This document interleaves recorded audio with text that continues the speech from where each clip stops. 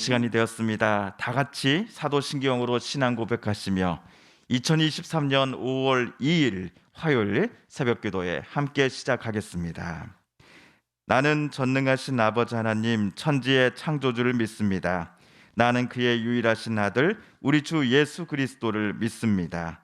그는 성령으로 잉태되어 동정녀 마리아에게서 나시고 본디오 빌라도에게 고난을 받아 십자가에 못 박혀 죽으시고 장사된 지 사흘 만에 죽은 자 가운데서 다시 살아나셨으며 하늘에 오르시어 전능하신 아버지 하나님 우편에 앉아 계시다가 거기로부터 살아있는 자와 죽은 자를 심판하러 오십니다. 나는 성령을 믿으며 거룩한 공교회와 성도의 교제와 죄를 용서받는 것과 몸의 부활과 영생을 믿습니다. 아멘. 오늘 우리 함께 읽을 기록된 하나님 말씀, 신약의 말씀 베드로전서 제1장 22에서 마지막 25절까지의 말씀입니다. 너희가 진리를 순종함으로 너희 영혼을 깨끗하게 하여 거짓이 없이 형제를 사랑하기에 이르렀으니 마음으로 뜨겁게 서로 사랑하라. 너희가 거듭난 것은 썩어질 씨로 된 것이 아니요 썩지 아니할 씨로 된 것이니 살아있고 항상 있는 하나님의 말씀으로 되었느니라. 그러므로 모든 육체는 풀과 같고 그 모든 영광은 풀의 꽃과 같으니 풀은 마르고 꽃은 떨어지되 오직 주의 말씀은 세세토록 있도다 하였으니 너희에게 전한 복음이 곧 이 말씀이니라. 아멘.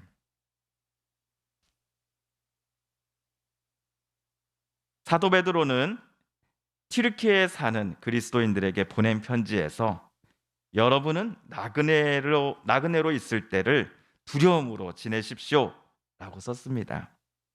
예수 그리스도를 보내신 하나님 아버지께서 거룩하시니 튀르키예의 성도들도 거룩함을 지키며 살아갈 것을 베드로는 당부하였습니다.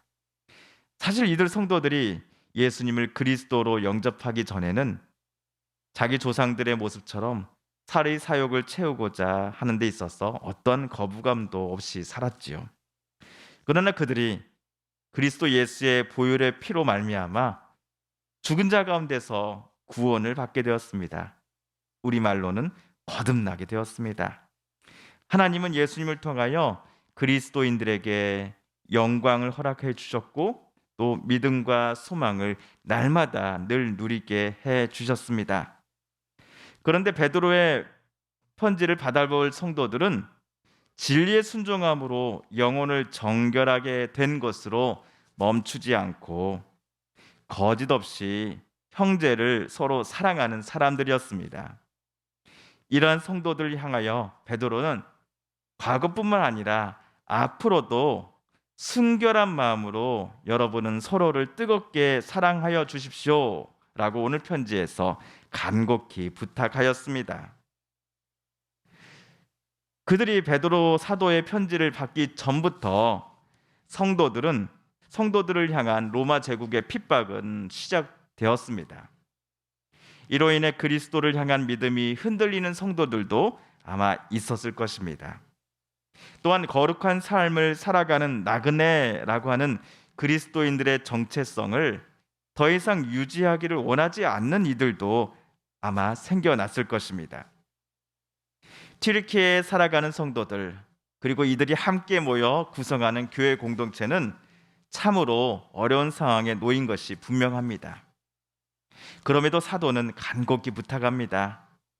여러분이 과거에 그러했던 것처럼 시험과 시련이 있음에도 오히려 더욱더 순결한 마음으로 서로를 뜨겁게 사랑하십시오 라고 말입니다. 하나님께서 세상과 사람들을 사랑하셨던 것처럼 성도들도 온갖 종류의 기만과 위선과 시기, 비방으로 대표되는 모든 악한 마음을 내려놓고 서로를 진실함으로 섬기며 사랑할 것을 베드로는 오늘 요청했던 것입니다. 여기서 베드로는 성도들이 새롭게 태어나 새로운 삶을 살아가게 된 이유에 대해 23절에서 다음과 같이 언급합니다. 우리 23절을 다시 세 번역으로 함께 읽어보겠습니다. 시작. 여러분은 다시 태어났습니다.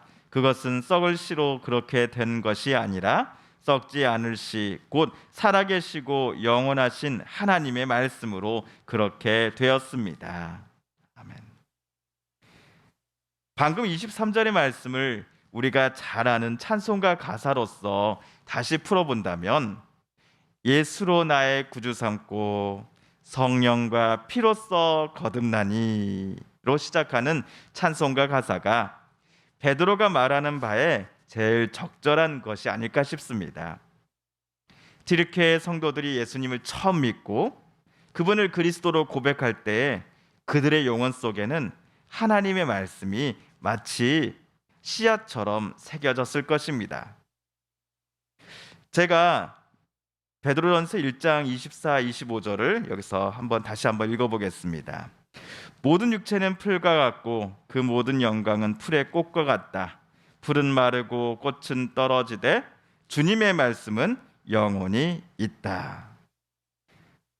방금 읽은 24, 25절은요, 베드로 사도가 구약의 이사야서 40장 6에서 8절까지의 말씀을 따온 것입니다.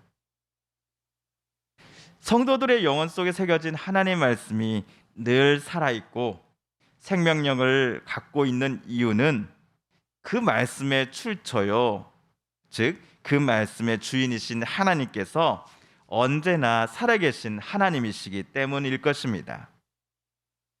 사도의 편지를 받을 무렵 튀르키예 성도들은 로마 제국의 박해 때문에 마음이 편치 않았을 것입니다.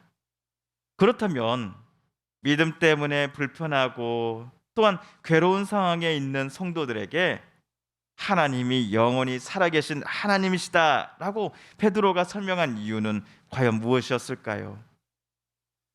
핍박을 가하는 로마 제국의 황제의 삶은 유한하지만 성도들이 믿는 하나님은 영원히 살아계신 하나님이시다라는 사실을 그들에게 사도는 깨닫게 해주기 위해서였을 것입니다. 베드로가 인용한 이사야 말씀처럼 로마 황제를 비롯한 모든 사람들의 육체는 풀과 같이 마르고 그 삶의 끝이 분명 있을 것이지만 하나님은 언제나 살아계시며 성도들에게 힘과 용기 그리고 지혜와 은혜를 주시는 말씀을 시시때때로 허락해 주실 것이다 라는 것을 성도들에게 베드로는 다시금 상기시켜 주기 위해서였을 것입니다. 그러므로 베드로는 성도들이 영원히 살아계신 하나님을 어떠한 시련과 핍박 속에서도 끝까지 사랑할 것을 요청합니다. 더 나아가 하나님이 성도들에게 요청하시는 것처럼 성도가 서로를 진심으로 사랑하라는 예수님의 명령을 베드로는 성도들에게 자기 편지에서 다시금 전달하였습니다.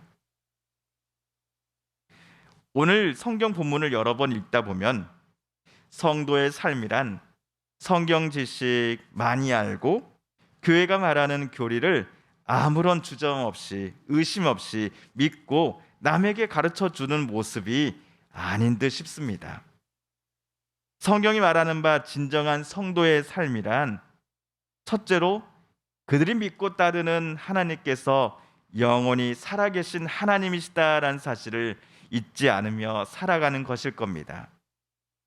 그리고 둘째로 영원히 살아계신 하나님 아버지의 그 크신 사랑을 그들의 마음속에 늘 품으며 또한 받고 품었던 하나님의 사랑으로서 또 다른 이들을 사랑하며 살아가는 것일 것입니다. 이 두 가지 신앙의 본질을 베드로 전서를 묵상하는 동안 저와 여러분 우리들의 마음, 행동 그리고 생각 속에 꼭 새겨야 하겠습니다. 주님께서 가르쳐 주신 기도를 드리며 오늘 말씀 묵상을 모두 마치겠습니다. 하늘에 계신 우리 아버지, 아버지의 이름을 거룩하게 하시며 아버지의 나라가 오게 하시며 아버지의 뜻이 하늘에서와 같이 땅에서도 이루어지게 하소서. 오늘 우리에게 일용할 양식을 주시고 우리가 우리에게 잘못한 사람을 용서하여 준 것 같이 우리 죄를 용서하여 주시고 우리를 시험에 빠지지 않게 하시고 악에서 구하소서. 나라와 권능과 영광이 영원히 아버지의 것입니다.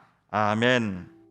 사랑하는 성도 여러분, 성삼위 하나님께서 오늘 말씀 중에 우리에게 들려주신 하나님의 음성, 또 하나님의 뜻을 다시금 떠올려 보겠습니다. 오늘 말씀 묵상 중에 우리가 깨닫고 다짐한 바대로 그렇게 살아가게 해달라고 이 시간 하나님 앞에 기도드리기를 원합니다. 또한 우리 서우면과 또 힘들고 아픈 일들을 겪은 이들을 위하여 함께 중보하며 기도하겠습니다. 산불의 피해를 어서속히 회복시켜 주소서.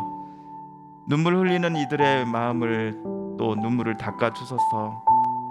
어서속히 피해 복구가 이루어지고 또 그리운 집으로, 그리운 터전으로 돌아가 하나님이 주시는 새로운 창조의 새싹이 피어나는 일들을 우리 또 바라보게 하여 주소서. 우리 성도님들과 가족들 중에 하나님의 고쳐주심과 또 일으켜 세워주심, 치료해 주심을 놓고 간절히 기도하는 분들이 있습니다. 이 시간 우리도 같은 마음 같은 뜻으로 함께 기도하기를 원합니다. 마지막으로 우리가 가지고 나온 간절한 기도 제목 하나님께 아뢰며 하나님의 은혜의 보좌 앞으로 더 가까이 나아가겠습니다. 함께 개인기도 시간 갖겠습니다.